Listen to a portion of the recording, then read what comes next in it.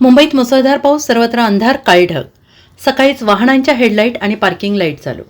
हवामान खात्याने आज मुंबईसाठी थेट रेड अलर्ट वर्तवला आहे. सकाळपासूनच उपनगरांमध्ये मुसळधार पावसाची सुरुवात झाली आहे. वांद्रे परिसरात जोरदार पाऊस पडतोय. वांद्रे सी लिंक रोडवर संध्याकाळसारखा अंधार दाटून आलेला आहे. सर्वत्र काळी ढग पसरल्याने वाहनांना सकाळीच हेडलाईट आणि पार्किंग लाईट लावून प्रवास करावा लागतो आहे.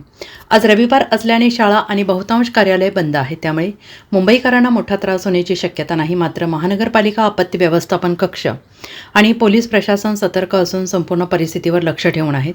आजपासून राज्यात पावसाचा जोर वाढण्याची शक्यता वर्तवली जाते आहे.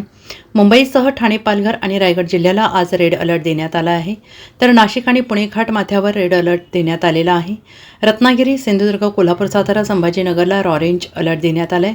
मराठवाडा, विदर्भातील सर्व जिल्ह्यांना येलो अलर्ट देण्यात आलेला आहे. मराठवाडा, मध्य महाराष्ट्राच्या काही भागात मुसळधार ते अतिमुसळधार पावसाची शक्यता आहे.